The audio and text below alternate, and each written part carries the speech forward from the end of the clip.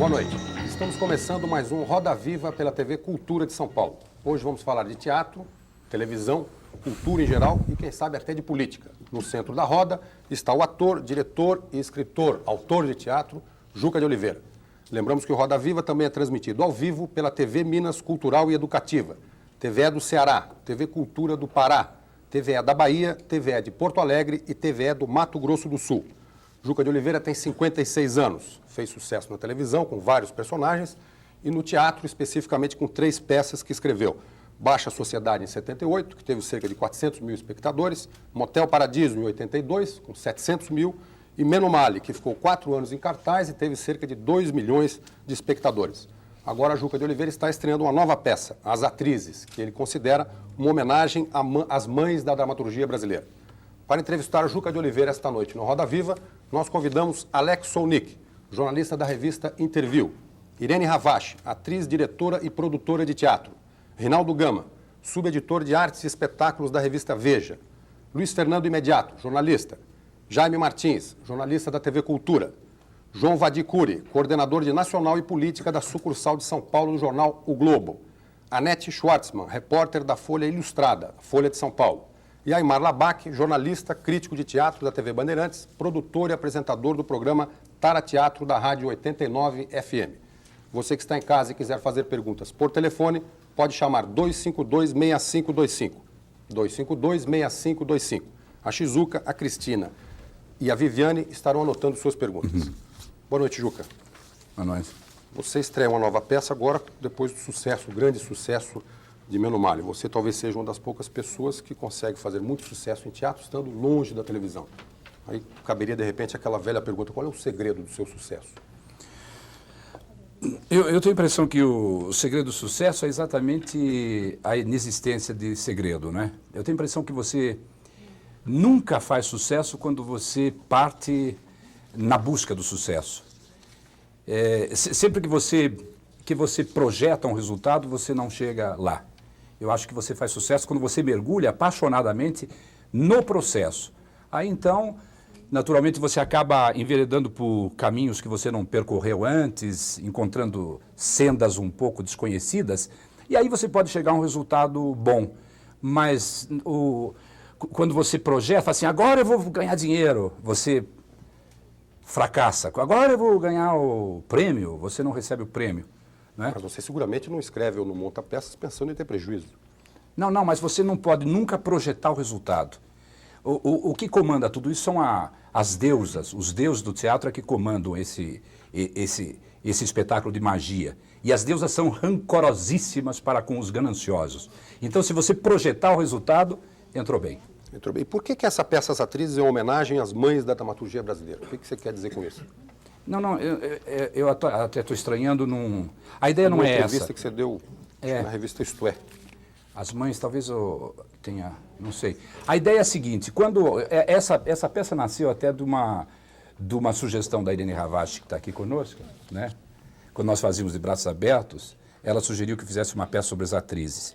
Eu achei uma excelente ideia e passei então a pesquisar muito, a partir, evidentemente, primeiro da própria Irene, e depois na pesquisa de outras atrizes, lendo as biografias, pesquisando as entrevistas e tudo.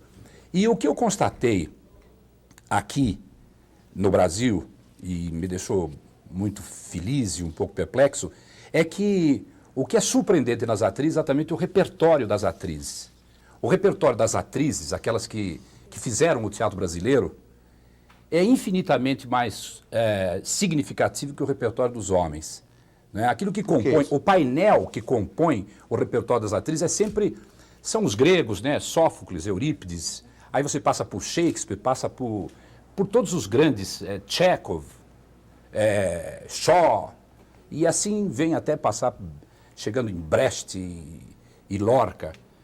E elas têm um repertório muito significativo, muito importante.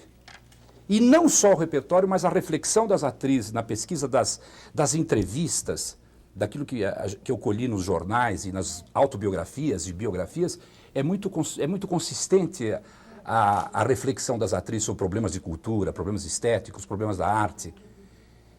E eu falei, como que o nosso repertório, nós homens, produzimos um repertório menos significativo, de um modo geral mais frívolo, mais fútil, não é? E elas produzem um repertório forte. E discutindo outro dia com uma colega, ela me dizia até, de uma forma muito simpática, assim, não, é o seguinte, é que vocês ainda têm uma deformação de chefes de família e não pode partir para um repertório de resultado econômico fortuito, vocês têm que suprir, não é, a despensa da casa.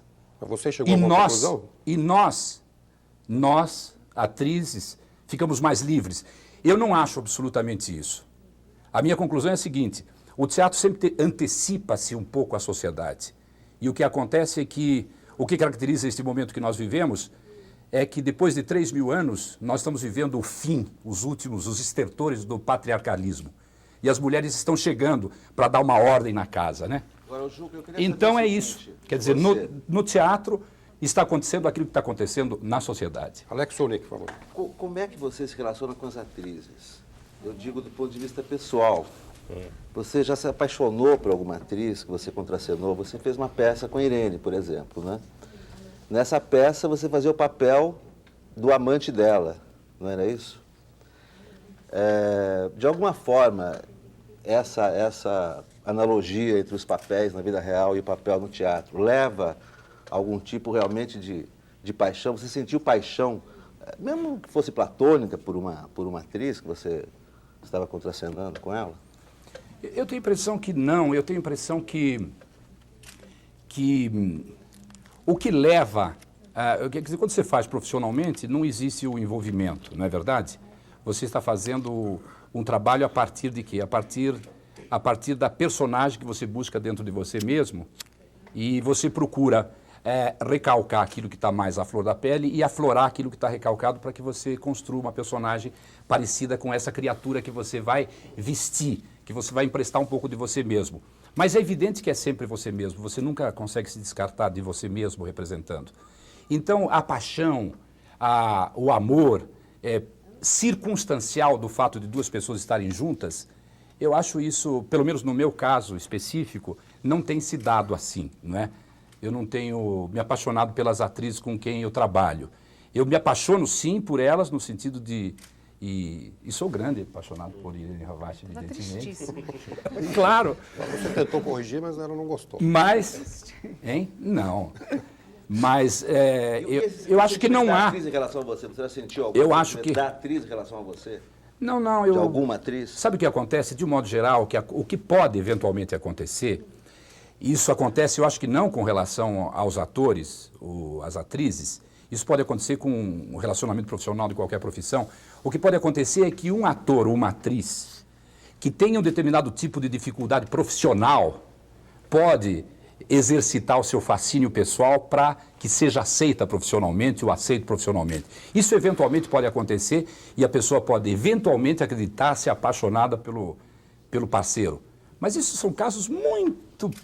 Né? O que tem se verificado, pelo menos, não é isso. Na minha área, não conheço pessoas que têm se apaixonado. Você tem se apaixonado muito pelos seus colegas? Só por você, Juca. Aymar Labak, por favor. Juca, nessa nova peça das atrizes, você volta a um tema que não é recorrente na tua dramaturgia, mas é recorrente nas suas entrevistas, que é a diferença entre teatro e televisão. E uma vez, quando Jardel Filho morreu, você comentou com o Jefferson Del Rios que a televisão ela não faz mal, é uma teoria que você teria, que a televisão não faz mal só do ponto de vista ideológico ou estético, mas faz mal fisicamente mesmo para o ator. Estaria ligado à energia que você gasta no palco e por aí. Queria que você falasse um pouquinho disso. Bom, carona aqui, Ju, sim. Aproveitando aqui a pergunta do Aymar, como essa coisa da relação do teatro e da televisão, como é que você está vendo, como é que você viu nesses últimos anos de sucesso das suas peças, a presença de gente de televisão no elenco? Assim, como uma forma, se isso foi bom para os atores ou as atrizes que eram de televisão que foram fazer teatro com você, ou foi bom realmente para o próprio espetáculo, no sentido de atrair pessoas para lá, porque, enfim, conheciam aquelas pessoas de novela, ou até cinema, às vezes, mas principalmente de televisão. Nessa peça que você está estreou em Curitiba, por exemplo, você tem a Lucélia Santos, a Tônia Carreiro, o Osmar Prado e o Mauro Mendonça, todos, de alguma forma, todos da televisão recentemente. Bom, começando pelo Labak, é o seguinte... Uma ocasião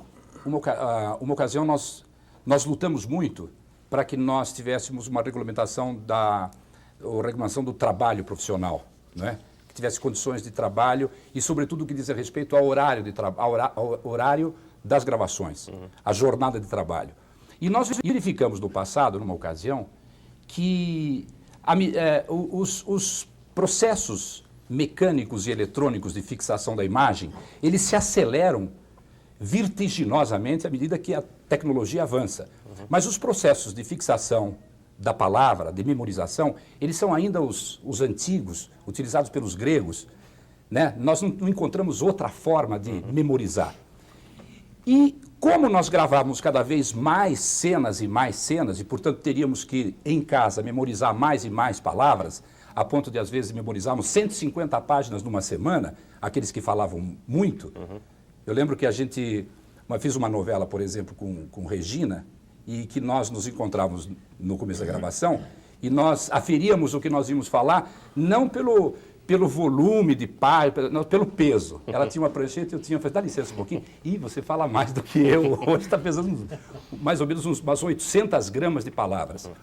E o que aconteceu numa época muito curiosa, eu era inclusive presidente do sindicato, é que nós constatamos que um número grande de atrizes, todas baixaram o hospital. Furúnculos e problemas de erupções cutâneas e problemas de uma série de coisas. E eu, em contato com, naquela época era, não sei se era o Passarinho, era Júlio Barata, ministro do Trabalho, eu levei ao Ministério do Trabalho a necessidade urgente de nós estabelecermos um horário máximo de 5 horas de gravação, porque eu acreditava que o efeito da memorização do texto sobre os atores, apesar de nós não termos ainda uma perspectiva científica sobre esse efeito, o fato concreto é que as atrizes estavam todas baixando do hospital. E até hoje nós não temos um diagnóstico preciso, mas eu sou levado a acreditar que o trabalho da memorização do texto e a recitação, quer dizer, você decorar e recitar, provavelmente seja o trabalho mais cansativo que existe. Eu, particularmente, prefiro muito mais carpir café, porque você carpe, mas a sua imaginação voa, você começa a pensar em outras coisas. Eu acho mais tranquilo carpir café do que decorar texto. Ô, Juca, A questão só deixa eu completar a questão aqui. do Reinaldo. Eu acho que o que acontece hoje, por exemplo, aí vou juntar as duas perguntas, no caso, por exemplo, da Lucélia, no caso da Tônia, do Mauro, é que hoje todos os atores estão na televisão. A maioria absoluta dos atores estão na televisão.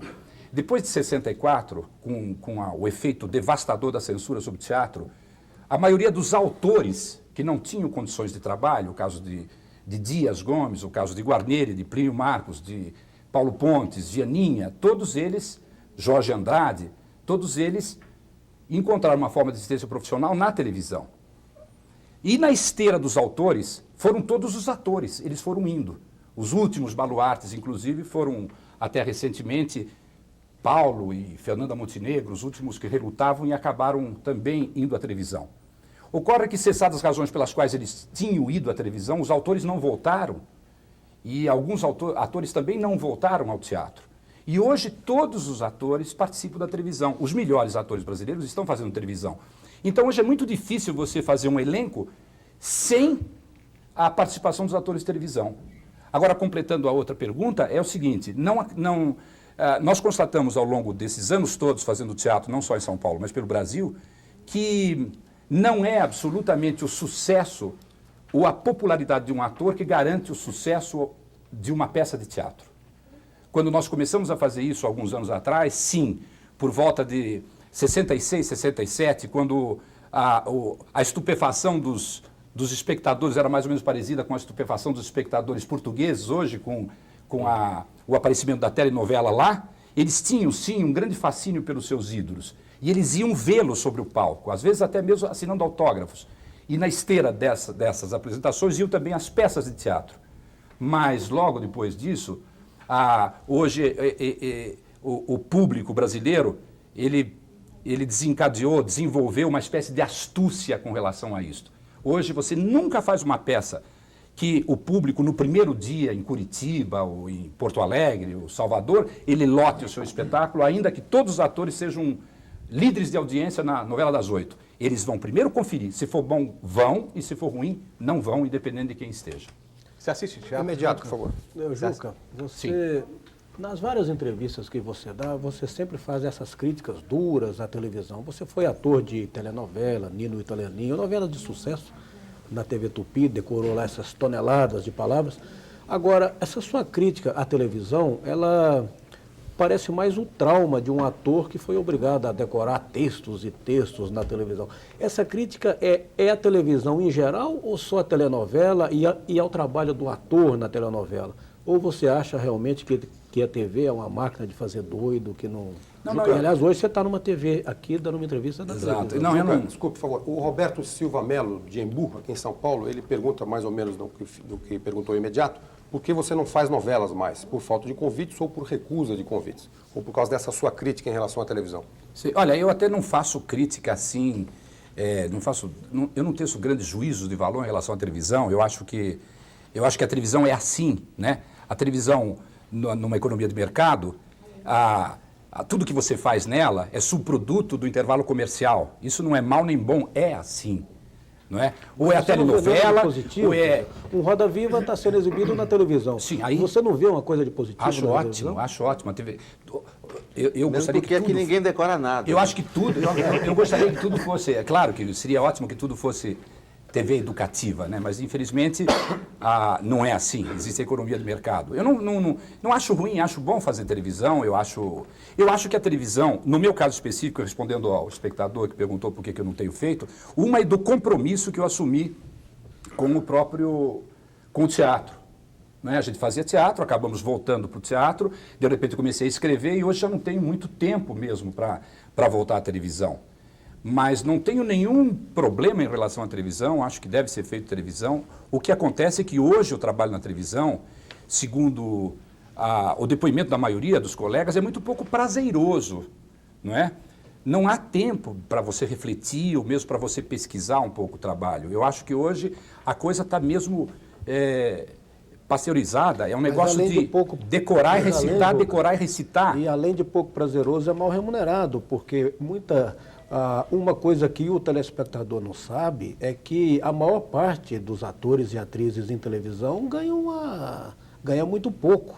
E para você é muito mais negócio fazer as suas peças com essa enormidade de público do que trabalhar numa novela, porque na verdade nós sabemos, nós que estamos no meio, que o ator ganha realmente gravando comercial, fazendo alguma coisa fora da televisão. A televisão, na verdade, é um veículo apenas de popularização para que ele sobreviva de outras atividades. Eu acho, olha, eu defendo muito os atores que fazem televisão e tenho não só os que fazem televisão como atores, mas aqueles que escrevem televisão. Eu acho um trabalho fantástico que é desenvolvido e a nossa televisão, inclusive, é uma televisão fantasticamente bem realizada. Houve o que houve realmente com o monopólio das redes de televisão, houve um achatamento salarial brutal. Né? Se nós fizermos um parâmetro daquilo que nós ganhávamos por volta de 1970, 72, 73, 74, e o que os atores ganham hoje, não só os atores que trabalham como atores, não só os artistas que trabalham como atores, mas todos os demais profissionais, eu tenho a impressão que eles baixaram a 5, dividiram por 5 ou 6 vezes. Você chegou a ser o segundo salário da Globo na época, não, Ju? Sim. Era muito dinheiro? Não, nunca foi. Na verdade, sempre nós ganhamos muito menos do que nós merecíamos, né? Eu acho. Sim, isso todos sempre nós, muito menos do que nós merecíamos. Em geral. O que aconteceu é que abaixou o salário, ele abaixou muito hoje, né? Quando se fala que o teatro remunera melhor, não é que o teatro remunera, é que a televisão começou a pagar muito pouco, não é? Hoje mesmo eu levo em conta que mesmo os grandes atores, aqueles que fizeram a telenovela no Brasil e que são responsáveis, inclusive, pela construção de um patrimônio riquíssimo de grandes estúdios de televisão e redes de televisão, mesmo esses atores ganham pouquíssimo em relação ao trabalho que eles realizaram. Juca, né? Jaime Martins. Diante de tantas manifestações de teatro experimental e de vanguarda, você reafirmaria ainda hoje a necessidade ou a importância da palavra como elemento transcendental na manifestação teatral? Eu acho que sim. Eu acho que a substituição da palavra pelo gesto físico, teatro psicofísico, psicodinâmico, eu acho que foi uma coisa que nós experimentamos por volta de 68, 69, 70, e hoje já não se coloca mais esse problema do teatro gestual, da substituição da palavra pelo gesto físico, o teatro binário. Eu acho, você veja, por exemplo, que mesmo as manifestações do chamado teatro experimental, ou do teatro experimental mesmo, hoje, toda ela está sendo feita sobre os clássicos, né? Você que vê mesmo os nossos diretores de teatro experimental, que trabalham no sentido da arte, no seu sentido de especulação e originalidade, eles estão todos sentados hoje sobre o texto clássico. Acho que nunca se fez tanto clássico no Brasil como atualmente, e principalmente pelos diretores do teatro alternativo. Por falar nos clássicos, o que você está achando da subversão do texto dos clássicos? Eu não tenho visto a subversão do texto clássico. Os espetáculos que eu tenho visto não tem me parecido subversão do texto clássico. A liberdade com relação ao texto? Não, eu acho que deve-se ter liberdade. Eu acho bonito ter essa liberdade. A vantagem de nós brasileiros, em relação, digamos, aos ingleses, vamos dizer assim, é que nós não carregamos a tradição do teatro clássico como uma cruz, não é? Nós não temos essa tradição, então nós podemos colocar as raízes de nossa cultura e misturar essas raízes com o texto clássico. Eu acho uma boa medida você inventar um pouco. 3 telespectadores telefonaram: Sérgio Fernandes, de São Paulo, Tiago Monteiro, de Peruíbe, e Nerci da Costa, também de São Paulo. Os 3 querem saber qual a sua opinião sobre a cultura hoje no Brasil, como o governo está tratando a cultura no Brasil. E eu acrescentaria como você vê essa nova versão da Lei Sarney, o chamado o projeto Rouanet, de apoio à cultura. Bom, nós não sabemos ainda exatamente como é o projeto Rouanet, né? Parece que vai ser até eventualmente sancionado pelo presidente da República por volta de novembro. E esse documento não foi discutido por nós. Há um problema terrível, que é de uma tal comissão que examinaria os projetos. Que aprovaria e daria chancela. Examinaria e daria chancela. Se o projeto é ou não cultural. Isso, em princípio, nós somos rigorosamente contra, né? E olhamos com muita suspeição esse problema da nova lei. O fato concreto que nós estamos vivendo hoje é que nós estamos vivendo provavelmente um dos piores períodos para a cultura brasileira em virtude do corte drástico aos subsídios, né? Isso realmente, outro dia mesmo, conversando com um colega, dizia assim, nós estamos vivendo um período pior até mesmo aquele da ditadura, né? Do ponto de vista cultural. Nós estamos vivendo um período muito ruim e nós ainda não sabemos o efeito deste período de restrição à participação, até mesmo da iniciativa privada na cultura. Nós não temos condições de saber o resultado disso daqui a alguns anos. Você, quando veio o congelamento, quando veio o chamado confisco da poupança, você tinha uma produção em andamento, perdeu dinheiro, ficou com o dinheiro preso? Como foi? Nós tínhamos uma sorte inacreditável naquele período, que nós estávamos em andamento com o Menomale, né? Mas os colegas Menomale, que tinham... então. O Menomale que nós estávamos com o Menomale. Todo dia, Claro que nós tivemos prejuízos, nós fomos confiscados, claro que nós sofremos os prejuízos que acho que toda a sociedade sofreu, mas a maioria dos colegas que tinham projeto em andamento, todos esses projetos foram cancelados. As dificuldades foram efetivamente... Anete, por favor. Queria voltar um pouco à questão da palavra no teatro. Eu não sei se você assistiu agora, semana passada, um grupo romeno que apresentou a trilogia antiga. A reação que provocou foi um sucesso absoluto e as pessoas não entendiam uma palavra porque as peças todas eram faladas em grego e em latim. Queria que você falasse sobre isso.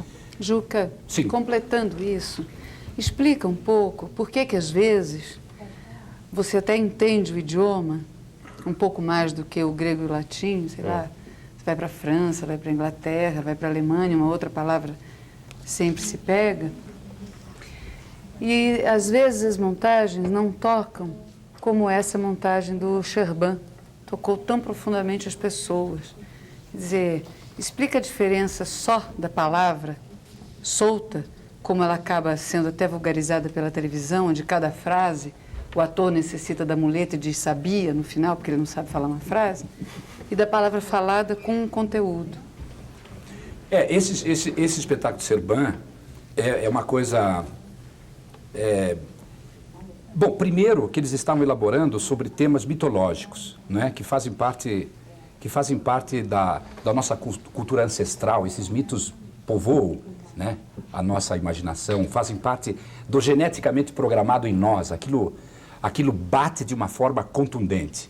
O segundo problema é que a análise do texto, quer dizer, o aprofundamento daquilo que foi realizado pelo Serban, a meu ver, né? Quando eu vi é curioso que eu não sabia disso, eu vi a Orestia do Peter Stein, na Alemanha, por volta de 1980 e poucos, e eu não sabia que, na verdade, esse espetáculo do Serban, parece que a descendência direta da Orestia, do Peter Stein, vem daí. Mas o que leva você, não só o Serban, não só o Peter Stein, mas também o Tadeusz Kantor, né? Você, mesmo falado em latim ou falado em polonês, no caso do Tadeusz Kantor, e você não ter nenhum tipo de conotação de conhecimento da linguagem, você acaba se envolvendo através da emoção, não é? O que você tem que trabalhar, e o curioso é que todos esses grandes criadores, e que levam você a se apaixonar pelos espetáculos e compreendê-los, é através da participação do intérprete. É sempre através do grande intérprete. Nunca você consegue ver um espetáculo que ele te apaixone, um espetáculo desses grandes espetáculos, não sei se experimentais, sem a participação dos grandes intérpretes. Porque esses acabam dando a você uma conotação de uma verdade emocional da qual você não consegue se desvencilhar em nenhum momento. Você persegue o trajeto da criatura, do mito, né? Sem nenhuma dificuldade de entender. E o espetáculo do Serban a comoção foi exatamente essa. Porque em todos os momentos, não só na primeira, na segunda, na terceira, na Medeia, a simplicidade, mas o aprofundamento da análise psicológica e a necessidade do ator mergulhar profundamente dentro dessa verdade e encontrar lá dentro dele, acocorado num canto, de uma profunda análise, uma criatura com a qual ele se identificasse. Sem isso seria rigorosamente impossível aquele recitar em latim ou recitar em grego, sem que você compreendesse absolutamente. Quer dizer, na verdade, não há necessidade de você falar a língua quando você fala a língua da emoção do teatro, né? Ô, Ju, Rinaldo, por favor, a reação das pessoas... a reação das pessoas diante do espetáculo de Serban era de profunda emoção, houve quem chorasse e tudo. E você disse uma vez que o teatro é uma forma de arte que não... De uma peça não se faz uma revolução, ninguém sai de um teatro para fazer uma revolução, por exemplo, mas o teatro, você disse que transforma as pessoas. Esse exemplo do Serban esse é um exemplo de como a arte pode ser transformadora. O que você quis dizer quando você disse que o teatro pode transformar as pessoas? Eu acho que todos nós que fazemos teatro, o objetivo nosso é de transformar a sociedade, né? Eu tenho a impressão que ninguém faz teatro, você não se mete nesse tipo de atividade. Todos nós que fazemos teatro, né? Você não se mete nesse tipo de trabalho tão angustiante, né? Tão aflitivo, sem o objetivo de você transformar a sociedade. Você tem conseguido? Não, a gente tenta. Não sei se conseguimos. O que você tem que fazer por que você faz isso? Qual a razão de nós fazermos isso? É porque nós queremos tornar as pessoas, evidentemente, um pouco melhores. Hoje, menos predadoras, mais afetivas, menos intolerantes, né? Este que é o objetivo da arte, essa é a razão pela qual nós fazemos. E às vezes você consegue, às vezes você não consegue. Hoje, particularmente, nós estamos vivendo um período terrível. Quando você sabe que você conseguiu ou quando você sabe que você não conseguiu? Eu acho que quando você consegue tocar uma velhinha à direita, meio sonolenta, na última fila do seu teatro, e que depois do espetáculo ela diz, eu fui um pouco que varada por esta experiência estética, você acaba achando que você conseguiu. Mas eu vou lhe dizer uma coisa, nunca nós deixamos de conseguir quando trabalhamos com obstinação, com uma certa consciência, nós nunca somos iguais. Nós fazemos uma peça e nos modificamos. Quando você faz uma peça, você termina e você é diferente. Assim como os intérpretes se modificam, as pessoas se modificam também. As pessoas que foram assistir o Serban, por exemplo, não são iguais. Elas são diferentes, ela tem uma visão um pouco, digamos, mais generosa da humanidade, né? Um pouco mais afetiva sem dúvida nenhuma. Nós nos modificamos. Quando nós falamos de... quando nós falamos palavras que você está usando, eu digo nós artistas, tipo prazer, afeto, tentar modificar, como é que você acha que isso soa para as outras pessoas? Soa como se você fosse um idealista, um mentiroso, um bobo, ou você acha que as pessoas entendem? Você sente Como é que você acha que as pessoas ouvem isso? Eu, às vezes, tenho bastante pudor em falar isso. Da transformação das pessoas? De dizer determinadas coisas que são diretamente ligadas à profissão do ator e que são coisas muito bonitas. Bom, eu acho... Por exemplo, você fala que o seu trabalho no teatro, você fala do prazer, mas aí quem ouve diz, não, é pouco. Bom, evidentemente que não é só o prazer, né? Existe uma certa preocupação. É porque a pessoa não recebeu bem a palavra prazer, aquilo não bateu nela, porque ela não dá valor à palavra prazer, ou porque ela duvida de que isso realmente mova você. Talvez duvide, mas o fato concreto é que nós somos um pouco mágicos, né? Esse que é o problema, é por isso que nós fazemos, é uma espécie de condenação mesmo, né? O que é um espetáculo de teatro?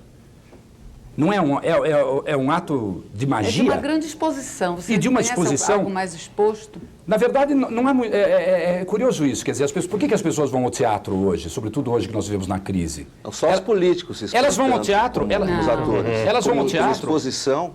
Mas elas vão ao teatro, as pessoas vão... Mas você acha que a exposição, por exemplo, do político é a mesma? É completamente diferente. Maior, ele discursa, ele dá entrevista, ele é criticado, ele faz campanha. Mas ele não está pondo a alma dele. É diferente. Mas a exibição do ator também no palco é também um exercício de vaidade. Não é diferente, sabe por quê? Não é verdade? Não é uma exibição? É diferente. Não é uma coisa que gratifica o ego, que te faz feliz? É diferente, sabe por quê? O que é uma peça de teatro? Um ritual primitivo de indígenas em torno de uma fogueira é uma peça de teatro, representada inclusive com figurino, tem a máscara do tigre, a lança, ou eles estão vestidos, pintados, maquiados e iluminados pela fogueira para uma peça de teatro. O que é que eles fazem ali? Eles estão conjurando os demônios e pactuando com os deuses para que no dia seguinte a guerra seja benfazeja, que dê certo a caça ao tigre ou a luta entre as tribos. Não há nenhuma diferença entre esse ritual e aquilo que nós estamos fazendo hoje, é idêntico. Esse ato de magia continua sendo rigorosamente igual. E as pessoas vão ao teatro diferentemente do que elas vão ao supermercado ou comprar um eletrodoméstico. Elas vão ao teatro como vão ao templo. E nós realizamos um ato de magia e estamos pactuando com os deuses e conjurando os demônios naquele momento. Só que não é mais a guerra, mas é a guerra do trânsito, a guerra da miséria na qual estamos envolvidos, né? A caça ao salário um pouquinho mais digno, quer dizer, é isso que nós estamos... O que nós estamos tratando? Por que as pessoas vão ao teatro?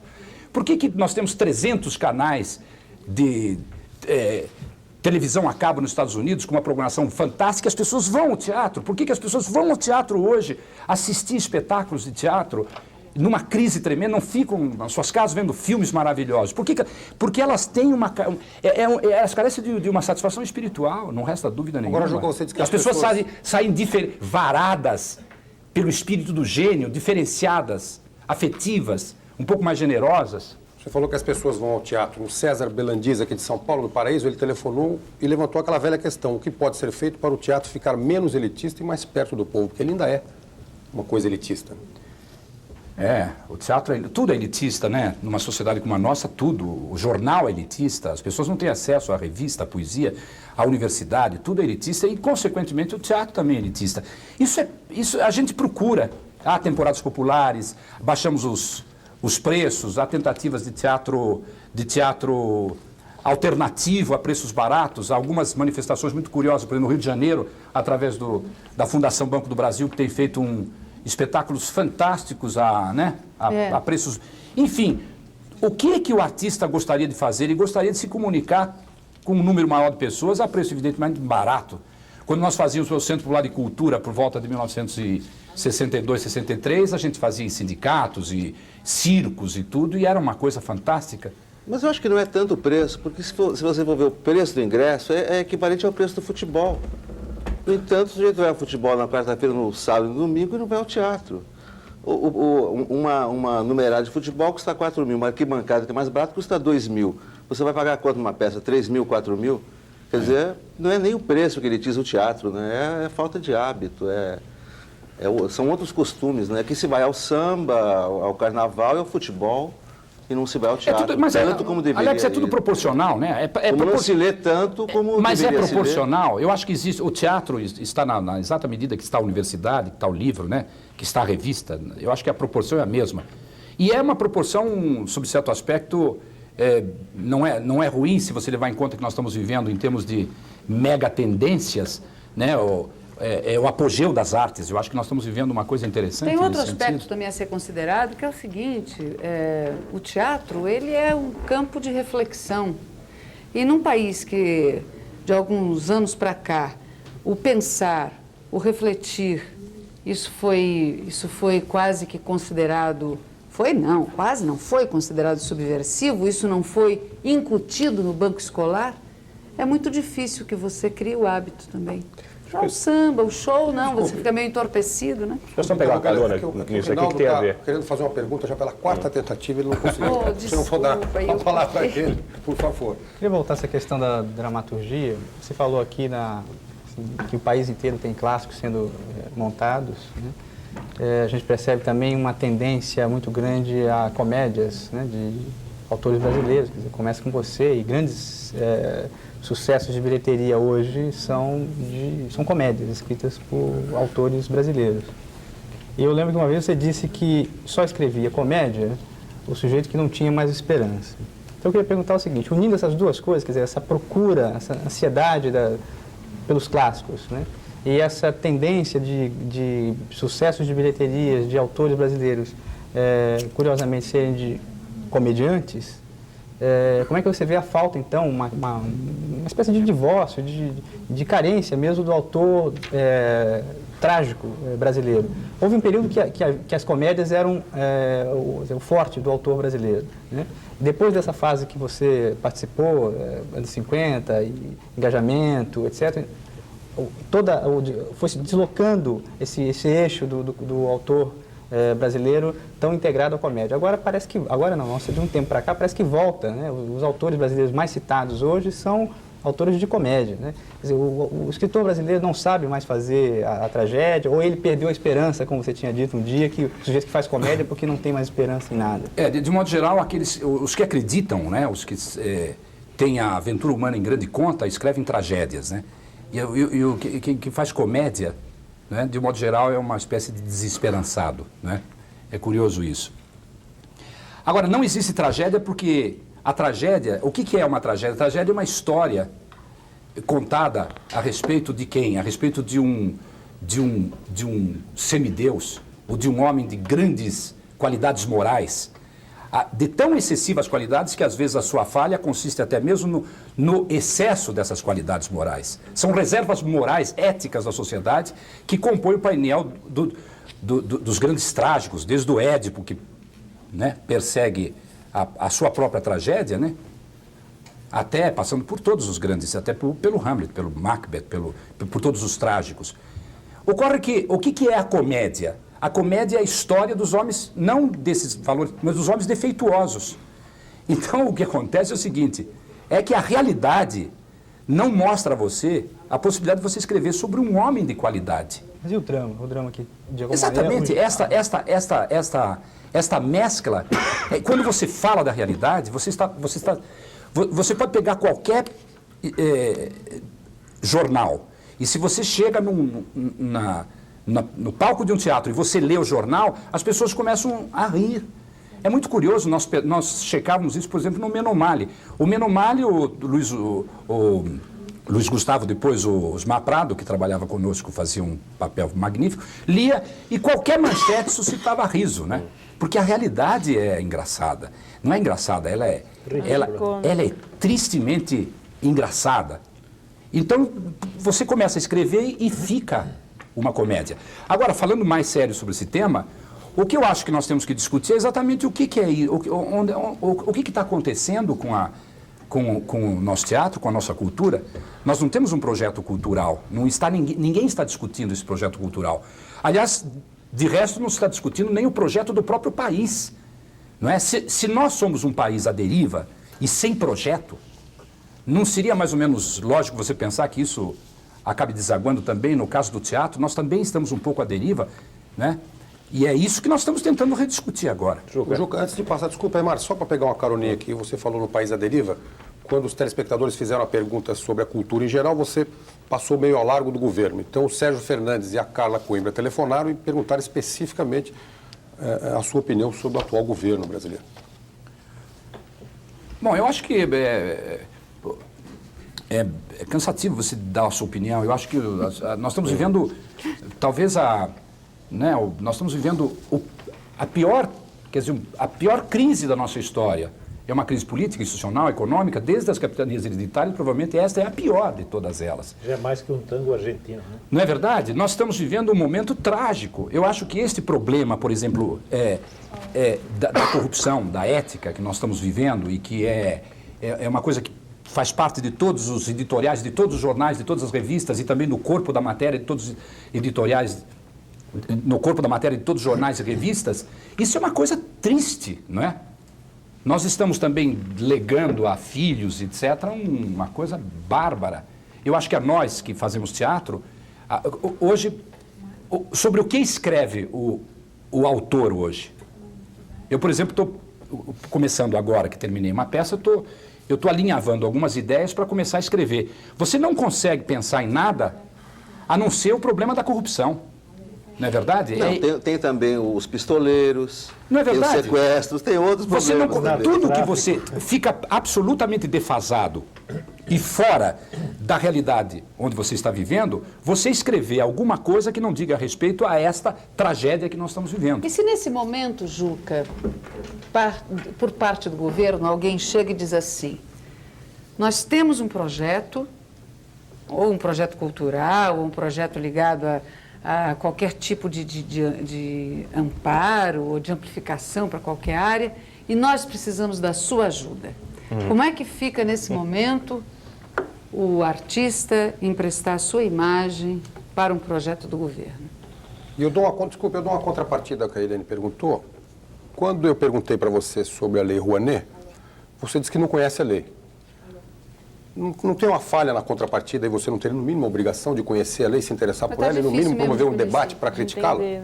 Não, mas eu acho o seguinte, por exemplo, eu acho que a lei tem que ser remetida aos sindicatos e tem que ser remetida àqueles que fazem a cultura no Brasil. Se ela não foi remetida e vai, de certa forma, gerir os destinos de uma boa Nós não estamos sendo convidados a discutir a lei, não é? Sim, o governo me convida a discutir as medidas que ele toma, mas eu me sinto como cidadão na obrigação de dar o meu palpite, a minha opinião, ou fazer alguma coisa. Quando nós conhecemos, eu tenho a impressão que isso vai ser discutido, que o texto dessa lei será divulgado e discutido. Eu suponho que chegue ao meu sindicato de classe para que o meu sindicato remeta para mim uma cópia e que nós nos reunamos em algum lugar e discutamos como é que é essa lei, se é que nós podemos dar uma opinião. Eu suponho que sim. O próprio secretário Rouanet esteve recentemente nos bastidores do nosso teatro, durante o ensaio, conversando conosco, e disse que teria um interesse muito grande em nos dar uma lei provavelmente melhor ainda do que a antiga Lei Sarney. E nós queremos exatamente uma lei melhor do que a Lei Sarney, mas se não fosse possível que fosse a Lei Sarney. A questão da Irene, por favor. Então, como é que ficaria, Juca? Chegam para você e dizem assim, olha, Juca, eu tenho esse projeto, é um projeto muito bonito, e aí você lê e você diz assim, não, realmente o projeto é bonito.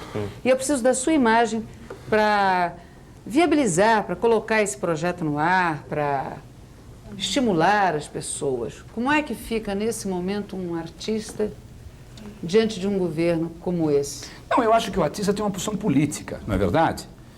Ele tem uma posição política e, às vezes, até uma participação político-partidária, né? Nós participamos de todo esse movimento pela liberação direta já e fim da ditadura. Nós participamos de todo esse movimento e temos uma posição muito clara. Alguns até são filiados a partidos políticos. Ora, é evidente, por exemplo, se me perguntam a mim, que não sou filiado ao partido do governo, evidentemente eu não posso participar desse projeto. Eu tenho uma outra, eu sou oposição no momento, não é verdade? Eu não posso sancionar um projeto do PRN, não é o meu caso. Provavelmente, se for do meu partido, então Sim. Mas e como é que a gente pode? Mas a gente pode aproveitar uma lei que veio desse governo? Não, eu acho que o governo tem a obrigação de nos dar É. subsídios à cultura. Isso nós não estamos pedindo. Isso é obrigação do governo no mundo todo. Na verdade, se não tivesse subsídio, não teriam pintado a cúpula da Sistina. Ele não poderia ficar lá pintando. Na verdade, aquilo foi subsidiado por alguém. Alguém pagou. A cultura tem que ser subsidiada, não é... É um dever do Estado, não é que... Não é um favor. Não, não é um favor. Tem que dar. Tem que dar. Eu até prefiro que o governo seja de oposição ao meu partido para que você peça. Porque quando ele é do seu partido, pode parecer até um pouco de nepotismo. Ah, tá dando porque é do seu partido. O pessoal do PT fica desesperado porque às vezes tem que pedir as coisas para o governo PT e fica desagradável, né? É bom a gente porque tem que dar, então é bom tirar da oposição até melhor, porque aí você vai lá, briga, eu quero, bate o pé, é melhor do que pedir para o seu partido. Nós voltaremos a esse assunto em seguida. O Roda Viva precisa fazer agora um rápido intervalo e volta daqui a pouco entrevistando hoje o ator, escritor de teatro e diretor Juca de Oliveira. Até já.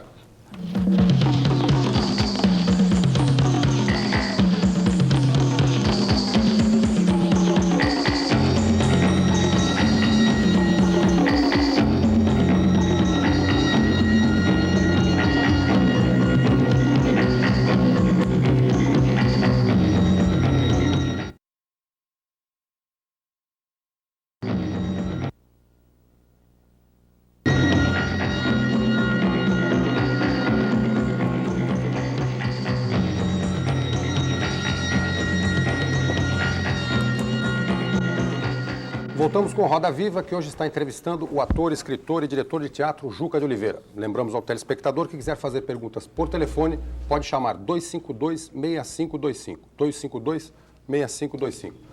Juca, desculpe, eu vou voltar a insistir um pouquinho naquela questão do primeiro bloco, que de certa forma não me convenceu um pouco. Eu me lembro porque vou insistir, porque na semana passada, por exemplo, esteve aqui o ex-governador do Ceará, Tasso Gereissati.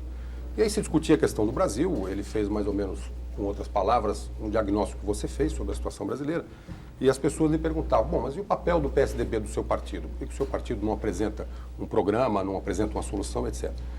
E ele, de certa forma, dizia, mas esse não é o meu papel, porque eu não sou o governo. O governo tem que sugerir e nós temos que discutir se gostamos ou não. Então, você, de certa forma, disse a mesma coisa. Você diz, a lei não é minha, eu espero que a lei vá para o meu sindicato, o sindicato me mande uma cópia e eu vou discutir se a lei é boa ou não. Agora, se a lei não for para o seu sindicato, dificilmente vá até, e o seu sindicato não lhe mandar uma cópia, você vai ficar simplesmente parado? Ou seja, não é um pouco isso que acontece com o Brasil? As pessoas estão esperando que o seu sindicato, a sua igreja, a sua escola, o seu trabalho lhe digam alguma coisa para que eles possam reagir? Não é o papel das elites, no bom sentido, das elites culturais, políticas, empresariais, etc., tomar, de certa forma, a iniciativa? Eu acho que nós estamos fazendo.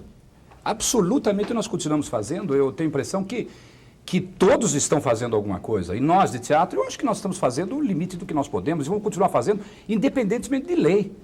Na verdade, quer dizer, o subsídio à cultura é necessário, mas se não tiver o subsídio à cultura, nem por isso nós vamos deixar de fazer teatro, né? Nós vamos continuar fazendo... Eu acho que o problema grave que nós estamos vivendo, eu acho que é um problema... Quando eu fico discutindo o que eu vou escrever no momento, eu acho que o problema é ético. É este que é o problema gravíssimo.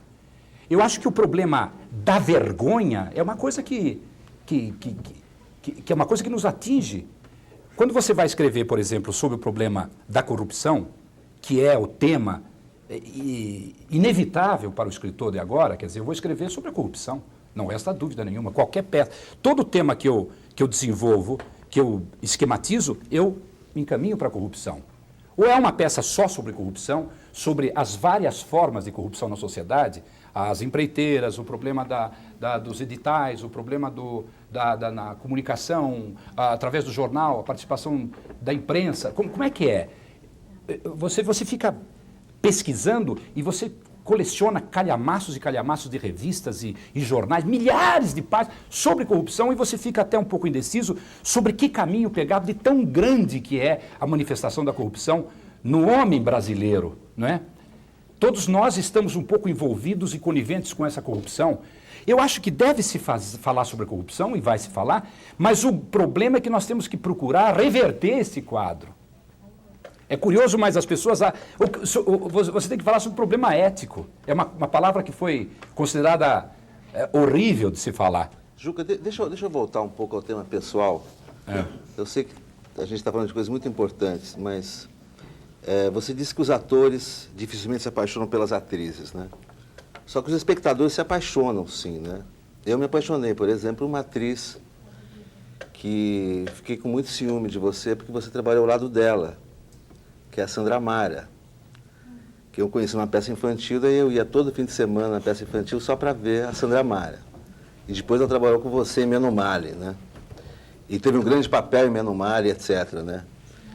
Então eu queria saber se você não chegou a ter um sentimento em relação a ela um pouco além do profissional e etc., né? A menina bonita, talentosa, muito boa atriz, está na Itália hoje, né? Ganhou um prêmio, parece, na Itália e tal. Você chegou a sentir alguma coisa platônica? Eu sei que você é fiel, você é casado e etc., né? Mas alguma coisa platônica, assim? Não, eu não senti, não. A Sandra Mara é uma menina fantástica e uma grande atriz, e quando ela foi para a Europa, nós lamentamos profundamente, apesar de nós termos ganho a sua substituta, a Marcela Raffia, que é uma paixão de menina também, mas não me apaixonei por ela, não fiquei envolvido emocionalmente por ela, é isso que você quer dizer. Não. E eu acho que ela é uma pessoa apaixonável, até dou parabéns. E acabou você não ter se comunicado com ela? Não, porque ela está na Itália, né? Você, em vez de segurá-la aqui, eu tentei, na peça, você deixou ela escapar para a Itália. Não foi possível. Queria que você falasse de 3 lados da tua vida que são menos conhecidos. Primeiro, falasse da sua militância no Partido Comunista, que é uma história pouco conhecida. Segundo, falasse do Juca, militante do sindicalismo, né? Presidente do sindicato, inclusive aquele episódio da tua saída do sindicato. E terceiro, que talvez seja mais interessante, estou vendo que você está com um cinto country aí. Você tem um lado country aí, você mexe com gado, com cachorro. O que é? Leite, abelhinha. Leite, abelhinha. Queria que você falasse um pouco dessas 3 coisas. Ele apareceu todo picado de abelha. Quer dizer que você vai a 2 guichês em Brasília, do Rouanet e do Cabreira. Eu vou falar primeiro do Partido Comunista. Era tão fantástico aquilo que nós fazíamos, né? Porque nós militávamos, primeiro militávamos no sindicato. Eu era bancário, militava nos sindicatos bancários, pertencia à luta sindical. Você entrou no partido pelo banco? Através dos sindicatos bancários. E depois, na luta política cultural, nós também militávamos politicamente no Teatro de Arena, né? Através da militância política que nós desenvolvemos aquele trabalho fantástico que foi o Teatro do Centro Popular de Cultura, por volta de 61, 62, 63. E aquilo foi realmente uma das maiores perdas da cultura brasileira, foi o início, quer dizer, a chamada Revolução e o início do Estado autoritário e a destruição de todas as manifestações do movimento de cultura popular. O movimento de cultura popular, os teatros populares, a dramaturgia popular, a cerâmica popular, os pintores, os cantadores, os poetas, a literatura de cordel e o teatro que se fazia através do Teatro Popular de Cultura, era uma coisa que era a participação do povo na feitura da sua própria cultura. As pessoas, o povo, os sindicatos, as associações de bairro, elas participavam da feitura da sua própria cultura. Por que você se afastou? Ocorre que quando houve a ditadura, nós nos transformamos não em protagonistas dessa história, mas em espectadores, né? E o pior, em telespectadores dessa história. Não, a gente continuou fazendo isso. Isso foi sendo feito ao longo do tempo, né? Sim, mas você se afastou do partido em que momento? Não, o partido... Foi no momento de lucidez? Não, porque aquilo que nós fazíamos em termos de teatro, de grupo político, era uma coisa rigorosamente fantástica, porque existia o sonho, né? O que nós queríamos na época? Nós queríamos uma sociedade, né? Uma sociedade igualitária, uma sociedade equânime, uma distribuição de riqueza. Era o sonho que todos nós alimentávamos. E esse sonho não abandona você, isso que é curioso, né? Quer dizer, as melhores pessoas que eu conheço ainda são os comunistas, né? Os grandes amigos meus ainda são comunistas, né? A gente ainda se encontra. É curioso isso, né? Só que não precisava sofrer tanto, né? Acho que é hoje que vocês pensam assim. Né? Realmente foi um grande sofrimento. Né? Mas é claro que uma pessoa que deseja para a humanidade uma paz, caminho, né? e que deseja a distribuição de bens e que todas as pessoas sejam felizes, evidentemente o projeto não pode ser um projeto tão mau, não é verdade? É curioso isso. Agora, com relação a... Sindicato. Com relação ao sindicato, eu trabalhei 9 anos no sindicato, fizemos a regulamentação da profissão, foi uma briga tremenda, uma luta, e está aí, está feito, né? E com relação à fazenda que você perguntou, é curioso que durante 17 anos eu fui um pobre pecuarista, né? Por que todo pecuarista diz isso, Juca? Hein? Eu não conheço nenhum pecuarista que diz que está numa boa, que é rico. Pois é, mas olha aqui, durante 17 anos eu tirei leite de umas vacas. Eu não sou pobre, né?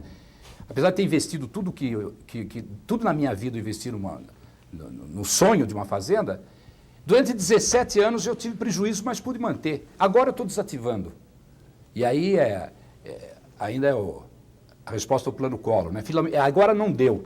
Então, estou desativando pela primeira vez, e é com grande angústia que você chega à conclusão que você tem que parar com o seu projeto de tirar leite, porque você não consegue. Mas a tragédia não é porque eu não consigo. Eu agora fiz uma viagem pelo Brasil todo com o Menumale, e sobretudo por São Paulo e Minas, e constatei, através dessa pesquisa que fiz, que a maioria dos pecuaristas brasileiros abandonaram a pecuária. Agora, Juca, Com certeza nós daqui a 2, 3 anos já estamos importando leite, mas vamos importar leite mesmo, porque nós não temos mais pecuária no Brasil. Já que iniciamos aqui uma retrospectiva da vida do Juca, para que os telespectadores conheçam melhor a sua formação, como é que foi a sua vida assim, desde menino, trabalhando muito? Você passou aí, creio que na sua infância e adolescência, por umas 10 profissões ou atividades profissionais diferentes. Depois, assim, a sua propensão, a sua tendência a ser ou engenheiro, ou capitão, ou general, ou advogado, ou médico. Como é que você acabou sendo ator, diretor e autor de teatro? Eu vou contar essa história rapidamente, porque é uma história que eu já contei muitas vezes. Eu sou ator por vocação. E sou por vocação porque eu fiz um teste vocacional. Né? Eu estava muito confuso, não sabia se fazia engenharia, advocacia ou medicina. Acabei fazendo um teste vocacional em 1956 e no teste deu que eu devia, para meu espanto, que eu devia ser ator. E eu apliquei mecanicamente o teste, acabei entrando numa escola de arte dramática, faculdade de Direito, e me tornei ator, e por isso que eu sou ator por vocação. Porque fiz o teste vocacional. Você falou 3 vezes durante a entrevista em deuses do teatro. E citou uma vez semideus. Quem são esses deuses? Bom, os deuses são os deuses do teatro, né? Não sei... Tem nomes? São as musas, né? As musas, né? Dionísio, Apolo, esses são os deuses do teatro. Esses são os deuses... São entidades que comandam o teu trabalho sobre o palco, né? Todos nós atores acreditamos, uns fazem com que... pensam que acreditam, e outros acreditam piamente nisso. Eu sou dos que acreditam piamente. Os deuses estão sempre sobre o palco do teatro, comandando aquilo que está sendo feito no palco, né? E sem o beneplácito dos deuses, nada é possível. Ô, Juca, já te fizeram 2 ou 3 perguntas aqui sobre política e você escorregou. O Menumale, na peça Menumale você traça um perfil muito pouco lisonjeiro de político. Tem lá um personagem que é secretário de Estado, é um safado, corrupto, um malandro. Na semana passada, 36 deputados da Paraíba, que é um estado, um dos mais pobres do Brasil, aumentaram os seus salários para 5.700.000 cruzeiros mensais. Na Paraíba, um professor de escola primária ganha 24.400. Ele precisaria, então, trabalhar 19 anos e meio para ganhar o que um deputado ganha lá em um mês. Já te perguntaram do governo, você escorregou, você trata de política nas suas peças de maneira muito cáustica e você também escorrega. Por que você não faz agora uma análise dessa crise no Brasil, não só do lado do Executivo, mas também do Parlamento, que hoje está muito desmoralizado, o Congresso, os empresários no seu egoísmo, na sua recusa em colaborar também para um entendimento, o próprio entendimento em si. Para de escorregar um pouquinho e vamos analisar isso que está acontecendo. Você trata disso nas peças, com muita ironia, e é uma das razões do sucesso do Menos Male, por exemplo. Né? As pessoas gostam muito do Menos Male, não só pela comédia, mas também pelo fato de que, pelo humor corrosivo, você ridiculariza os políticos em geral. Sabe o que é, imediato? Esse tema é um tema difícil de você tratar. Você está cuidadoso demais. Eu estava dizendo antes que quem faz comédia, de um modo geral, quem faz tragédia acredita na aventura do homem. E quem faz comédia tem muito em pouca conta a aventura do homem sobre a Terra. E eu participo um pouco disso. Essa é a razão pela qual eu não gosto muito de tocar nesse tema. Mas você toca nas peças. Mas eu vou tocar nesse tema. Sabe o que é? A gente acaba acreditando um pouco apenas no varejo, mas no atacado você não acredita. Sabe? Eu acredito, quando você analisa com um certo cuidado, porque quando você escreve sobre um tema, você procura aprofundar esse tema às últimas consequências. Você apenas não toca sobre a superfície. Esse tema, por exemplo, dos deputados que aumentaram o seu salário, não é? Isso passa muito por uma coisa que é difícil você falar, mas eu tenho muito em pouca conta a aventura do homem. Eu acho que não deu muito certo a aventura do homem sobre a Terra. Eu acho que não deu certo, sabe? Eu acho que deve ter existido uma falha, que eu não sei exatamente onde, não sei se é uma falha de ordem genética, mas eu sou muito levado a acreditar que nós não demos certo, não é? Você tem filhos, Juca? Então, tenho. Não deu certo por uma razão curiosa, eu não sei se... nós procuramos discutir, por exemplo, o problema da moralidade em relação à coisa pública, o problema da delinquência, o problema da ecologia, o problema da violência, mas eu não sei se na verdade, nós frustrou essa nossa existência. Né? Você teve filhos antes ou depois de achar que o homem não deu certo? Não, eu venho pensando nisso todos os dias, isso faz parte da minha reflexão cotidiana, né? Por exemplo, nós somos os únicos que estupramos, né? Nós temos a volúpia do sangue, matamos sem motivo, se viciamos as fêmeas, torturamos, nenhum outro animal superior exercita com tal crueldade isso que nós fazemos, né? Então, é uma coisa curiosa você chegar a uma conclusão tão terrível quanto essa, né? Então, essa é a razão pela qual as coisas... Quer dizer, quando você chega a uma conclusão de que não deu muito certo, não é? O Konrad Lorenz, por exemplo, diz uma coisa, e desgraçadamente morreu outro dia, que a única possibilidade seria de nós colocarmos outra vez as crianças em contato com o início do nascimento das coisas, em contato com a natureza, elas aprendessem, por exemplo, como é que polinizam as flores, como é que concebem os animais, E talvez houvesse possibilidade de revertermos um quadro que talvez não haja mais tempo de reversão desse quadro. Isso é uma coisa tristíssima de você constatar. E isto é triste porque você discute e fica uma coisa meio banal você falar às vezes sobre o problema da moralidade do deputado, porque você não acredita efetivamente que ele melhore. Mas fala mais sobre isso, fala mais sobre isso, porque eu acho que aqui o ponto, eu acho que todos nós aqui concordamos com a imoralidade disso aí. Mas, então, uma vez que todos nós concordamos, por que não fazemos nada, não é? Então, por que no fundo, será que todos nós não acreditamos que possa haver uma melhora? Será que é por aí, Ju? Pois é, olha, é claro, por exemplo, que quando você escreve, você tem uma tendência a passar através da sua fé de que de alguma forma isso reverta, este quadro se reverta. Mas O Conrad Lorenz diz uma coisa tão bonita, ele diz o seguinte, que algumas espécies, elas, algumas borboletas, por exemplo, a natureza as cumula de cores muito vistosas para ela atrair o macho, para que haja então a concepção, a perpetuação da espécie dela. Mas isto é uma faca de dois gumes porque também atrai o predador, não é? Mas o curioso é que ela tem, evidentemente, uma margem de segurança para este voo.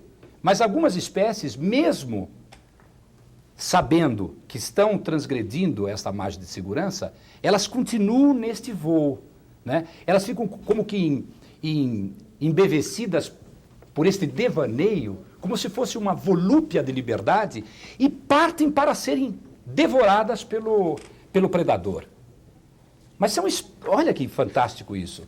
Será que não é isto que faz com que nós continuamos a fazer? Quer dizer, nós artistas que temos uma consciência de que a coisa é muito mais trágica do que nós discutimos no editorial, por exemplo, do Jornal Diário, e que a gente continua na esperança de que talvez neste devaneio a gente encontre uma saída, não é? Eu não sei. Eu vejo muito mal. O Reinaldo tem uma pergunta, por favor, depois a Anete.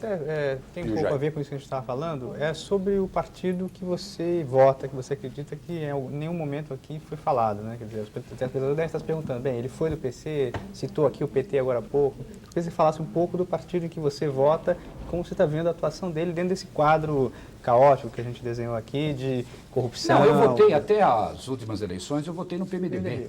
No PMDB, né? A Mariângela Contreras, aqui de São Paulo, faz a mesma pergunta. Qual é o seu partido? Eu votei no PMDB. E eu analiso politicamente, a cada passo você está analisando aquilo que está acontecendo na sociedade, né?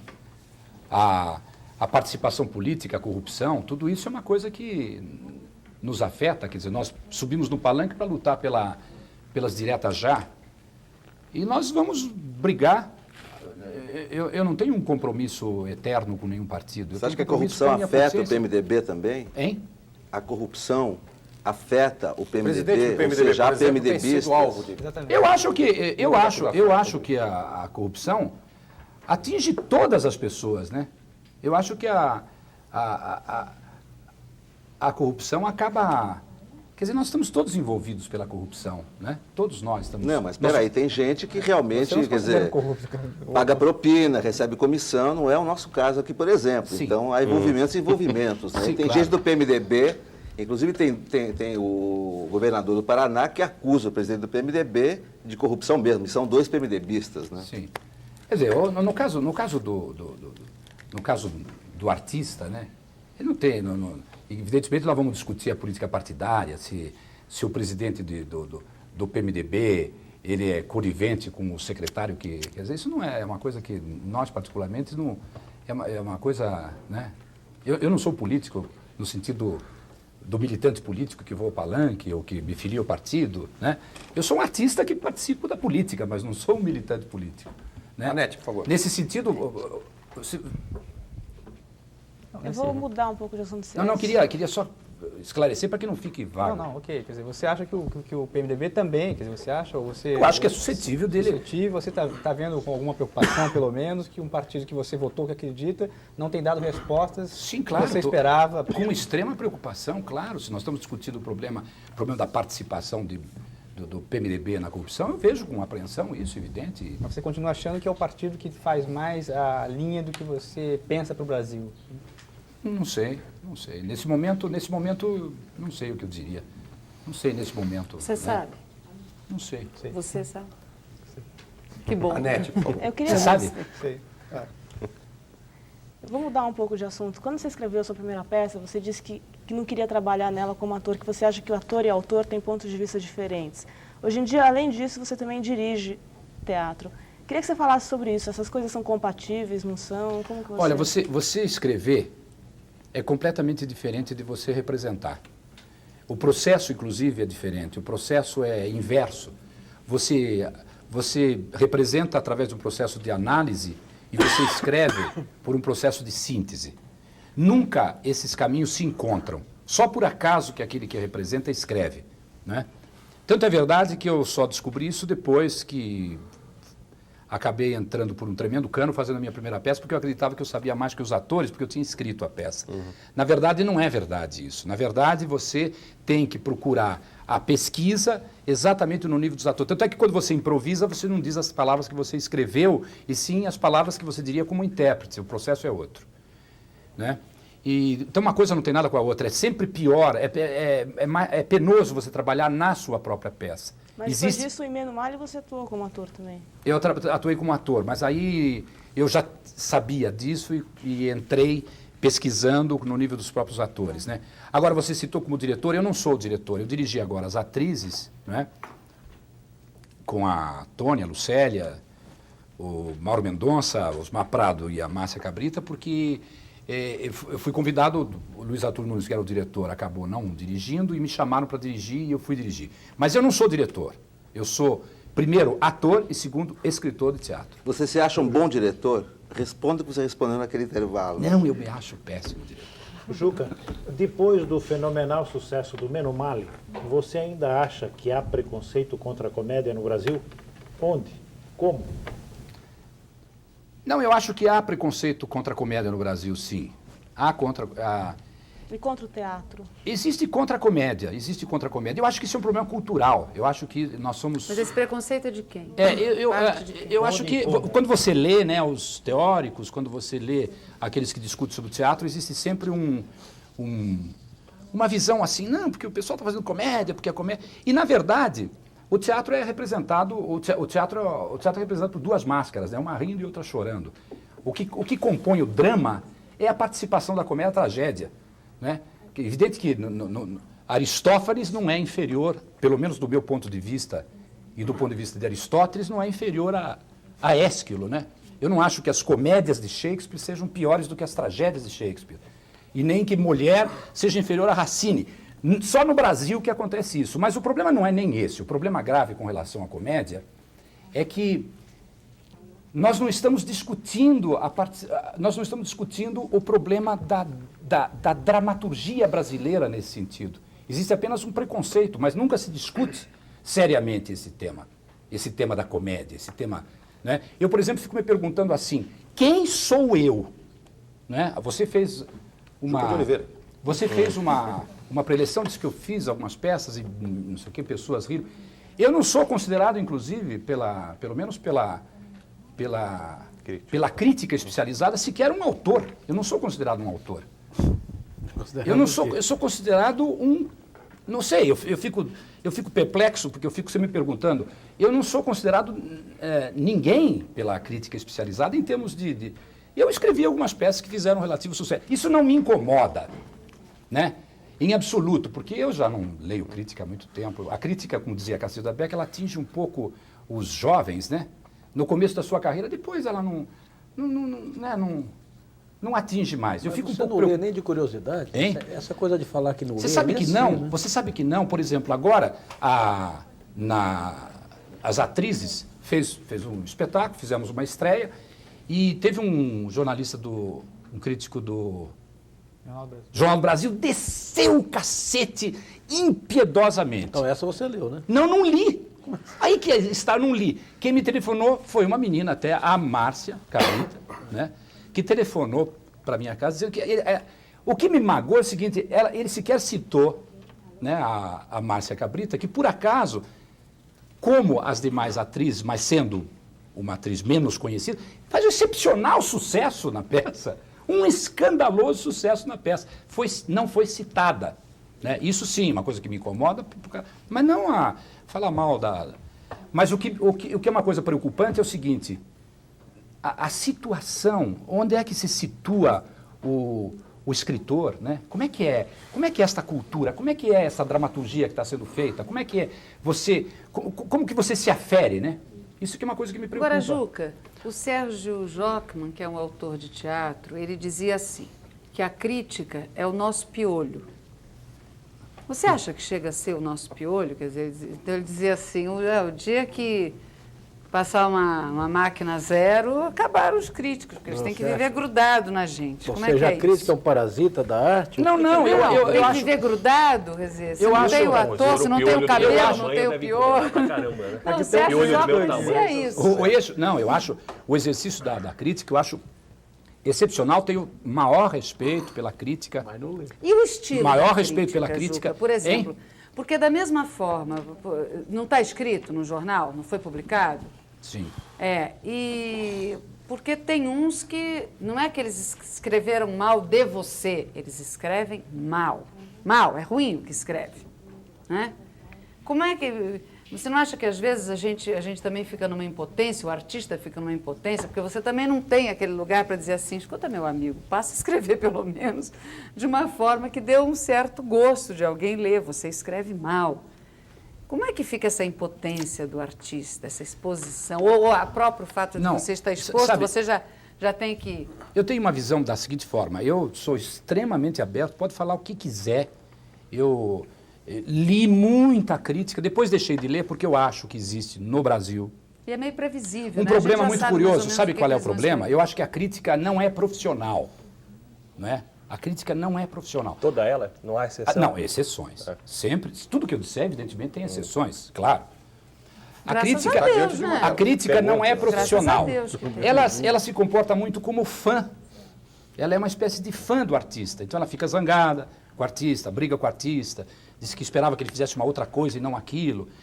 Como uma pessoa tão importante quanto ele ou quanto ela, que poderia fazer isso, de repente fez essa porcaria. É um negócio meio... É como fã. Mas eu digo que ela não é profissional por uma razão. Eu acho que a crítica, ela pode ser exercida no sentido de uma elevação de cultura, quer dizer, você vai discutir as correntes estéticas e por que este tipo de espetáculo não se insere em tal corrente estética. Mas aí não subentende que a pessoa que está escrevendo tem que ter conhecimento. Mas aí, sabe o que é? Aí é um outro departamento. Por exemplo, você vai assistir o espetáculo, eu, por exemplo, gosto brutalmente de Tadeusz Kantor, né, que desgraçadamente faleceu, vi todos os espetáculos dele, gosto do Peter Stein, gosto de Bob Wilson. Aliás, até prefiro o Bob Wilson, até os espetáculos dele, aos meus espetáculos. É evidente que eu prefiro o Peter Stein a mim. É óbvio, porque eu não sou bobo, não é verdade? Eu gosto mais deles. Mas isso não exclui o fato de que eu vá ver um espetáculo e acho que esse espetáculo, a despeito de ser um espetáculo não nos termos do Tadeusz Kantor, seja igualmente bom. Não é? Ocorre que a crítica, de um modo geral, ela se comporta como se todo espetáculo que não tivesse algum compromisso com a vanguarda, com o teatro experimental, ele fosse todo um monte de lixo. Não é verdade? O que é curioso de você verificar na crítica profissional é que uma coisa que eu fiquei espantado um dia, eu estava vendo o Walter Kerr, por exemplo, que é um crítico, e foi crítico durante muito tempo do New York Times. Ele escrevia muito bem críticas fantásticas a respeito de Neil Simon, Murray Chisgal, etc. e tal, e fazer um espetáculo maravilhoso, muito bem realizado, a comédia é muito agradável, vocês vão gostar desse espetáculo e tudo. E quando eu fui ler o Walter Kerr, tem uma peça curiosa dele, How Not to Write a Play, que é uma peça fantástica, que ele fala exatamente sobre a well done play. Ele odiava com todas as forças do seu ser exatamente o Neil Simon. Mas por quê? Ele fazia uma crítica profissional que não tem nada a ver com o gosto pessoal dele como crítico. Agora, o que ele faz? O leitor do New York Times sabe que vai encontrar naquela comédia do Neil Simon um espetáculo que o agrada. Essa é a razão pela qual as pessoas, lendo o New York Times e sendo condenado pelo New York Times, eles não vão ao teatro. Não é que haja uma ditadura do crítico. Isso é absolutamente falso. Não há nenhuma ditadura do crítico nos Estados Unidos. Apenas o crítico é profissional. Então ele exerce uma crítica no sentido de esclarecer ao leitor do New York Times que aquele espetáculo ele é realizado de uma forma que eventualmente agradará o gosto daquele público-alvo que vai a Broadway ou que vai ao teatro off-Broadway ou off-Broadway. João Vadir tem uma pergunta. E não que ele escreva o espetáculo diz assim, eu gosto de Tadeusz Canto. Então, tudo que não for Tadeusz Canto, É ou uma pelo troca. menos transar via Tadeusz Canto, é um lixo. Isso aí é que eu acho que entende. Isso não pode ser discutido assim. João Vadir, por favor, uma pergunta. Já que você falou em lixo, eu estou inconformado que até agora você só falou contra instituições. Políticos, governo, crítica. Eu quero nomes. Com quem que você não dividiria uma cena no Brasil? Olha, eu não falei sobre instituição, eu falei sobre o homem, eu falei sobre mim, eu até disse que eu não tenho nem fé na aventura do homem. Não, são minha até as preocupação, instituições. eu quero nomes. Vamos falar mal das pessoas. Quem que você não divide o palco no Brasil? Com quem que você se recusa a dividir o Deixa eu palco? ver se eu Com sei. ninguém. Eu divido o palco com qualquer ator, com qualquer atriz, com qualquer técnico, com qualquer diretor. Não tenho nenhum preconceito, aliás, não tenho nada contra nenhum dos diretores e nenhum dos... É incrível dizer isso, até para fazer assim, isso é um negócio meio maroto dele, não. Ô, Juca, aconteceu alguma coisa no fim do Menomale? Elenco, teve alguma briga, alguma coisa? Vocês tiveram uma temporada enorme do Menomale, né? E tal. Aí acabou a temporada, daí vocês fizeram uma montagem no Rio, com algumas modificações no elenco e tal. Aconteceu alguma coisa? Nada, Brigas? absolutamente nada. Nós tivemos uma temporada muito bonita durante muito tempo. O Menomale é um fenômeno do teatro, ficou 5 anos, apesar da crítica não considerar. O curioso é que o Menomale, é fantástico esse negócio do Menomale. O Menomale ficou 5 anos em cartaz, foi visto por 1,5 milhão de espectadores. E você sabe que nesse negócio de Mambembe, que faz o Menomale não teve um voto de nenhum crítico, de ninguém do Menomale, nem a Bibi, nem o Tatá, Fala mal deles, ninguém, então. ninguém. De quem? Dos críticos? Não, mas teve Pra pelo quê? menos uma crítica boa, eu me lembro de uma. Teve Foi uma- você, Mediato? Teve uma boa, não O foi Mediato eu, fez não. uma matéria fantástica. Mas teve uma Mas- crítica Mas o Menomale não acabava mais. Um dia eu liguei para ele e perguntei, parece o Jason, aquele personagem de Sexta-feira 13, que sempre... E o curioso é o Agora seguinte, morreu que de durante fome. todo o período do espetáculo, eu não sei se porque existe existe a permanência, a imanência dos deuses do teatro sobre o palco, e a gente acredita piamente nisso, nunca houve um conflito entre nós durante todo esse tempo. Por que você E trocou mesmo o no elenco no Rio? Não, aí é o seguinte, no final, quando nós voltamos para São Paulo, o Luiz Gustavo, por exemplo, teve uma filha, quer dizer, ele casou, A mulher do Luiz concebeu, Gustavo. teve uma filha, Senão a vamos filha dizer ficou que você falou que teve- com 1 ano e 6 meses Em cartaz. e ele continuava comendo mal, viajando pelo Brasil, ele nem conhecia a filha. Então, como nós permanecíamos aqui, ele voltou para o Rio de Janeiro e Osmar Prado substituiu. E quando nós fomos para o Rio de Janeiro, aí nós levamos, o Osmar Prado era do Rio de Janeiro e o elenco foi substituído aí por interesse do próprio elenco. O Fulvio Stefanini não quis ir. Jaime Martins, por Ô, favor. Juca, você que passou por ela tão intensamente, como é que avalia a contribuição da Escola de Arte Dramática ao nosso teatro? Eu acho que foi decisiva a influência da escola dramática. Sobretudo naquele período fantástico. Eu acho que hoje ainda, eu acho importantíssima a escola. Eu acho que deve-se fazer escola. Eu acho que a melhor porta para o teatro é a escola, né? Eu acho que o ator deve buscar a porta através da escola de arte dramática e não através dos corredores da televisão, né? Para que ele fique esperando, eventualmente, que alguém o coloque noutra pontinha, ou que ele fique naqueles corredores com grande Você é a favor dificuldade. do diploma para ser ator? Não, absolutamente. Eu acho que não. Aliás, sou contra o diploma. Em princípio, sou contra o diploma. Eu acho que não precisa ter diploma. É muito difícil Mas você fez vencer na isso, vida. você fez alguma coisa quando você era presidente do sindicato para derrubar essa lei? Não, eu lutei profundamente, enquanto eu fui presidente do sindicato e quando nós instituímos, que é quando nós trabalhamos pela formulação da lei, eu redigi até um artigo que dizia o seguinte, são considerados profissionais os egressos de escola de arte dramática oficialmente reconhecidas, etc. e tal. E, posteriormente, eu mudei de opinião. Chegou um certo momento da minha vida profissional, analisando dentro do palco, com o tablado em contato com os colegas, eu vi que esta posição era falsa.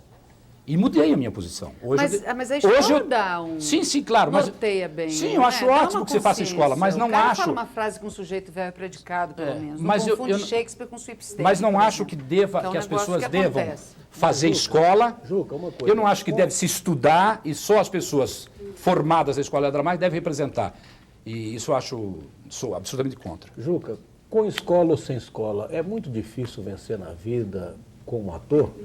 Eu me lembro, por exemplo, que você, num certo período da sua carreira, você chegou a fazer até filme pornográfico, chamava Perdido em Sodoma. Você ficou pelado? Em Gomorra.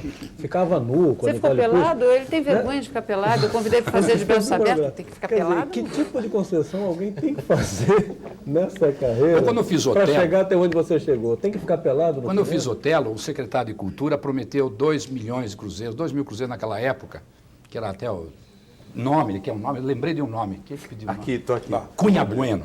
Cunha Bueno, vou dar 2 milhões, etc. e Hoje tal. ele é monarquista, né? Não Deve ter deu os contra a 2 dissolução milhões pra vida. e não deu também o teatro de Sérgio Cardoso para nós fazermos Otelo. E eu Mas em só troca faria de quê? De Otelo... Você ficar pelado? Não, eu só vou chegar na... Você deveria ter montado o Rei Lear. que aí ele- Por favor, o Juca responder, nós estamos chegando ao fim do programa. E aí tive realmente... Fiquei devendo, tive que prestar dinheiro do Banespa. O Eduardo Pereira de Carvalho me emprestou 2 milhões, que ficou 5 milhões e 700, e eu acreditando que a Secretaria de Cultura fosse pagar. Tive que pagar até o último tostão, vendi tudo que tinha e passei a fazer os filmes pornográficos. Não foi só Perdido em Sodoma, fiz Deu Veado na Cabeça. Que maravilha. Porque você era a cabeça ou era o viado? Perdido em Sodoma, A Cangaceira Sapatona. Qual é a outra? Que ano foi a Tem mais Cangaceira uma? Sapatona? Que ano foi? Quando foi? Perdido em... Tem nada que ver com a realidade de É. hoje, né? Não, Faz tempo. Faz tempo. Ô, Juca. Ô, Juca. E aí, fiz tudo Em qual isso. deles você mais se encontrou? Não, eu fazia o seguinte, faço, mas não fico pelado. Juca, eu vou fazer aqui um pequeno comercial, porque 3 telespectadores telefonaram. Cira Santos, de São Paulo, Cátia Mazzolini, de São Caetano, e Marinho da Rocha, também de São Paulo. Eles perguntam o que você acha dos atuais programas infantis na televisão e que falasse um pouco da sua experiência de sucesso na Vila Sésamo, aqui na TV Cultura. Você fez Vila César? Acho que eu não fiz Vila Sésamo. Não, Pois é, foi você não fez. Bogos. Tá confundindo. Araci, né, que fez a... Bom, mas ela não confundiu você com a Araci, né? Então tem 3 telespectadores confundindo você. Mas enfim, fale Cira sobre os programas infantis. Ou Bogos. Olha, eu não sou bom para falar nesse tema, porque eu assisto muito pouco televisão. Fala da Xuxa, então. Não, eu não assisto. Nem a Mas uma Xuxa. vez não você assisto. pegou a sua filha vendo a Marta Suplicy, lembra? Era pequenininha. Ela O ficou de teatro castigo brasileiro depois. hoje, o Juca, já que estamos no final, o teatro brasileiro hoje, Olha, numa antes de palavra, chegar no final, quero falar da minha peça As Atrizes, hein? Está na hora. Está quase na hora. Jaime, por favor. Não, vamos à sua peça. A minha peça? O seu comercial. Não vou falar, não vou fazer um comercial, vou Eu falar... faço, quer que eu faça? Sim. Eu conheço a peça é ótima, muito bem escrita, é uma boa peça, deve estar sendo muito bem interpretada lá no Rio de Janeiro. É uma boa peça, viu, Juca de Oliveira? Você escreveu bem. Bom, As Atrizes está em cartaz no Teatro Vila Lobos, no Rio de Janeiro, com a Tônia Carreiro, com a Lucélia Santos, Osmar Mauro Prado. Mendonça, Osmar Prado, Márcia Cabrita. Cabrita, meu assistente de direção, Antônio Gilberto, né? E, bom, foi um espetáculo fantástico, está lá no teatro, foi muito bom, né? A estreia foi ótima e estamos lá esperando o pessoal para assistir. Juca, uma última pergunta da telespectadora Rafaela Prado, aqui de São Paulo. Você disse que o homem não acredita no homem, que o homem deu errado, etc. Então ela pergunta em síntese, você considera o suicídio uma pessoa mais racional? E você se considera, portanto, um suicida em potencial? Não. Um niilista. Vamos até o fim, né? Não vamos abreviar. Bom, nós agradecemos, então, a presença essa noite aqui no Roda Viva do ator, escritor e diretor de teatro e, infelizmente, pecuarista quebrado, Juca de Oliveira, vai vender as suas... e dos amigos que ajudaram a fazer a entrevista e dos telespectadores, lembrando que as perguntas que não puderam ser feitas ao vivo serão entregues depois do programa ao Juca de Oliveira. O Roda Viva fica por aqui e volta na próxima segunda-feira, às 9 horas da noite. Até lá e uma boa noite a todos.